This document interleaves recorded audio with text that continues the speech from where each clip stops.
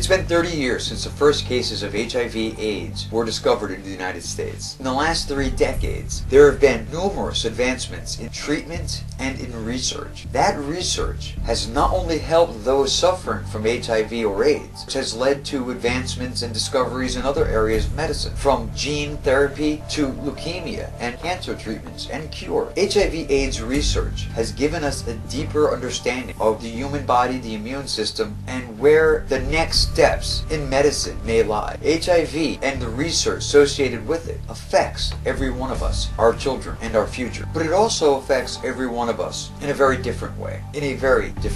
HIV touches all of us, and it could be someone you love.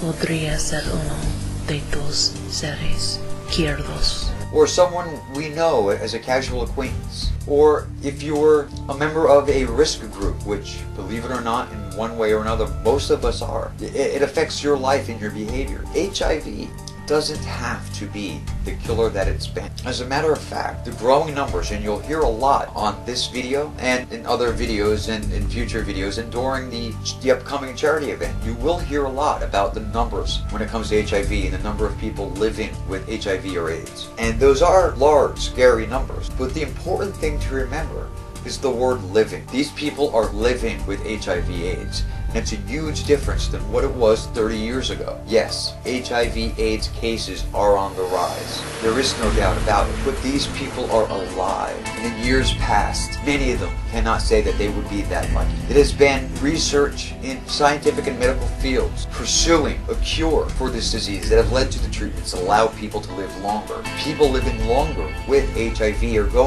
is going to equate to higher numbers of people living with the illness. So although these numbers are huge, and although they are far too large, and HIV and AIDS are far too widespread in our world, the fact that those numbers are high tells us that people are surviving. And although a cure may not be here tomorrow, surviving at this point is the best that many of us can hope for. I've chosen for the proceeds of this charity event to go to 2 different organizations. One is the International HIV/AIDS Alliance. The International HIV/AIDS Alliance deal with treating people with HIV. They deal with giving treatment and getting treatment to people who need it the most. The other charity I chose is the International HIV/AIDS Vaccine Initiative. The International AIDS Vaccine Initiative's team works with more than 40 academic, commercial and government institutions to develop and assess candidate HIV vaccines.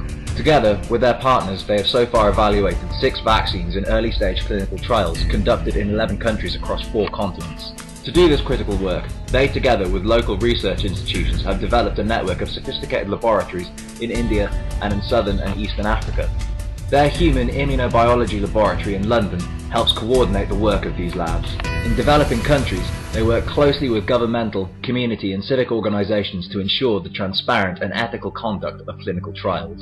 To that end, they support the staffing and training of community advisory boards, which represent the communities in which clinical trials are conducted, and help design trial protocols and educate people about vaccine trials and the need for AIDS vaccines. And they help to build both the clinical and scientific capacity required to run a long-term program of vaccine trials. They also analyse and develop policies to promote the involvement of the private sector in AIDS vaccine research and development, and advocate for policies that will ensure that once an AIDS vaccine is developed, it will be swiftly produced, distributed and made affordable worldwide. HIV/AIDS is an unprecedented global development challenge which has already caused too much hardship, illness and death. The epidemic affects individuals, but also devastates households and communities, threatening entire nations. The behaviour that spreads HIV is fueled by social, cultural, economic and legal factors, making it increasingly difficult for people to protect themselves, which in turn worsens the consequences of the epidemic. Every day over 6,800 people become infected with HIV and over 5,700 people die from AIDS. There are approximately 35 million people living with HIV globally, and there are an estimated 11.4 million orphans due to AIDS in sub-Saharan Africa.